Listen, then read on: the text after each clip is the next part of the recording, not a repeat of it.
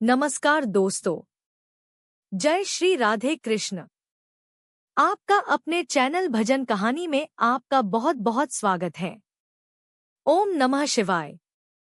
आज मंगलवार है और मंगलवार के दिन पड़ने वाली प्रदोष व्रत को भौम प्रदोष के नाम से जाना जाता है। इस व्रत को करने से और इसकी कथा सुनने से भगवान शिव प्रसन्न होते हैं तथा सभी मनोकामनाएं पूर्ण करते हैं। इसलिए मंगल प्रदोष व्रत कथा अवश्य सुननी चाहिए, साथ ही दूसरों को भी सुनानी चाहिए। तो आइए श्रवण करते हैं मंगल प्रदोष व्रत कथा। प्राचीन समय की बात है। एक नगर में एक वृद्धा रहती थी। उस वृद्धा का एक ही पुत्र था। वृद्धा की हनुमान जी पर गहरी आस्था थी।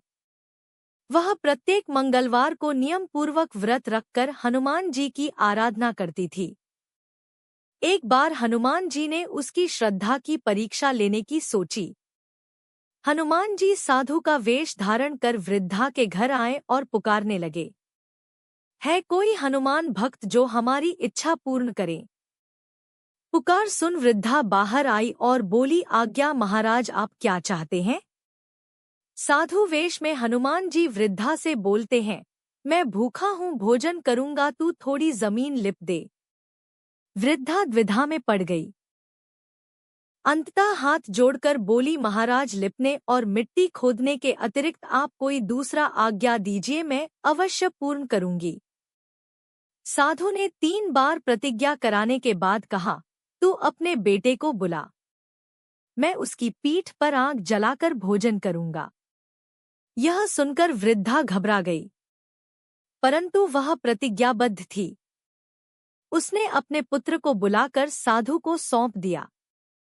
वेशधारी साधु हनुमान जी ने वृद्धा के हाथों से ही उसके पुत्र को पेट के बल लिटवाया और उसकी पीठ पर आग जलवाई। आग जलाकर दुखी मन से वृद्धा अपने घर में चली गई। इधर भोजन बनाकर साधु ने वृद्धा को बुलाकर कहा, तुम अपने पुत्र को पुकारो ताकि वह भी आकर भोग लगा ले। इस पर वृद्धा बोली, उसका नाम लेकर मुझे और कष्ट न पहुंचाओ। लेकिन जब साधु महाराज नहीं माने तो वृद्धा ने अपने पुत्र को आवाज लगाई। आवाज लगाते ही उसका पुत्र तुरंत उपस्थित हो गया। अपने पुत्र को जीवित देखकर वृद्धा को बड़ा आश्चर्य हुआ और वह साधु के चरणों में गिर पड़ी। हनुमान जी अपने वास्तविक रूप में प्रकट हुए और वृद्धा को भक्ति का आशीर्वाद दिया। प्रदोष व्रत की हमारे शास्त्रों में बड़ी महिमा बताई गई है। प्रदोष व्रत के महात्म को गंगा के तट पर किसी समय वेदों के ज्ञाता और भगवान के अनन्य भक्त सूत जी महाराज ने सौनक आदि ऋषियों को सुनाया था। सूत जी ने कहा था कि कलयुग में जब मनुष्य धर्म के आचरण से हटकर अधर्म की राह पर जा रहा होगा, जब हर तरफ अन्याय और अनाचार का बोलबाला होगा और मानव अपने कर्तव्य से विमुख होकर निज कर्म में संलग्न होगा, उस समय पर प्रदोष व्रत ऐसा व्रत होगा जो मानव को शिव की कृपा का पात्र बनाएगा और नीच गति से मुक्त होकर मनुष्य उत्तम लोक को प्राप्त होगा। सूत जी महाराज ने शौनक आदि ऋषियों को यह भी कहा है कि प्रदोष व्रत के पुण्य से कलयुग में मनुष्य के सभी प्रकार के कष्ट और पाप नष्ट हो जाएंगे। यह व्रत अति कल्याणकारी है। इस व्रत के प्रभाव से मनुष्य को अभीष्ट की प्राप्ति होगी।